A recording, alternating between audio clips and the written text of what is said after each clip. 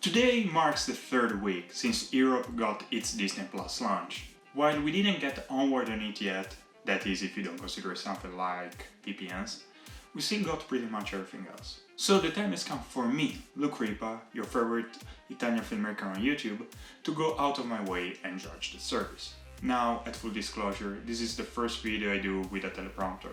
It may occur to you by watching my videos that I completely suck at saying anything off the top of my head. So yeah, staying script-free was a huge mistake. Now I understand why Vince does it, huh? I enjoy destroying lives. So, Disney Plus, the vault for everything Disney produced, everything part of the Star Wars canon, almost everything from the Marvel Cinematic Universe, quite a bit of National Geographic content, and a few family-friendly movies from 20th Century Fox. What's missing are basically all the content that is still exclusively listed to other content providers, the two Deadpool slogan and everything rated R from 20th Century Fox, the Tom Holland Spider-Man films as they are co-produced and distributed by Sony, the Incredible Hulk with Edward Norton as it is distributed by Universal, the now racist content that once was deemed acceptable, and most importantly, the Star Wars Holiday Special. Come on, Mala, let's see a little smile. Come on. There, that's better. Anyways, that still is quite a bit of content, so it's normal to ask how easy it is to consume it. Once you open the apps, the end result is an elegant yet intuitive interface that achieves the same goal as Netflix without feeling as cluttered. That's an unfair comparison though, because it objectively isn't cluttered as there's far less content than the big end. Said content is divided between 5 macro categories: Disney, Pixar, Marvel, Star Wars, and National Geographic. That only covers part of the content though, as in none of them you'll find the 20th Century Fox production, if not the X-Men and Fantastic Four films in the Marvel category. Of course, you can browse content the Netflix and Amazon way.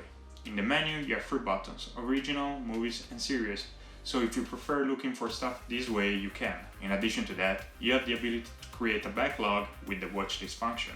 Also, there's a very good number of collections, from specific to a franchise or a saga, to sub-brands and channels, as well as theme or character based. Hence, you have the Toy Story and Cars collection, the Skywalker sagas, the Disney Channel one, as well as Mickey Mouse and Darth Vader's. The design's most impressive feat, though, is undoubtedly the equal fairness in terms of finding original and recent content, as well as the nostalgia titles, including long-forgotten films. It doesn't take much to find the old Disney afternoon cartoons, or stumble upon old classics like 20,000 Leagues Under the Sea, or even find out Kenny Ortega directed Christian Bale in the 1992 musical Newsies. That's not a knock on Kenny Ortega, by the way. It's just that I find funny how Batman and High School Musical are connected somehow. Overall, even if the content you're looking for ain't in one of the main 5 categories, it will be easy to find nonetheless, no matter how obscure it is. While Disney Plus has in nostalgia one of its strengths, new and exclusive content is still important to gain subscribers. In terms of original content, I think there's plenty for any taste, despite obviously aiming for family-friendly stuff, hence not really comparable to the likes of Netflix or Amazon. Mandalorian is really amazing, but I've been enjoying the world according to Jeff Goldblum a tad more, alongside the Imagineering story, which I'm sure is a heavily biased documentary series about the Disney parks, but hey, I don't care, I'm enjoying it. Much has been planned already, with the Marvel Cinematic Universe shows being the main attraction for the foreseeable future, and the continuing Mandalorian as well as this Rogue One spin-off both coming in a close second.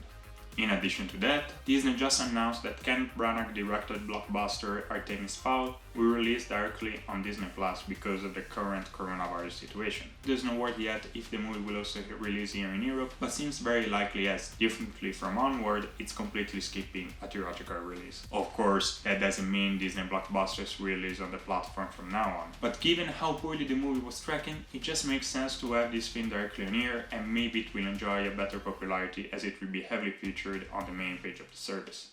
Overall, I think Disney Plus is definitely a great product for $6.99 a month, more so as $69.99 a year. That said, you should subscribe to the service only if you are indeed a fan of Disney or any of their properties, or if you have kids.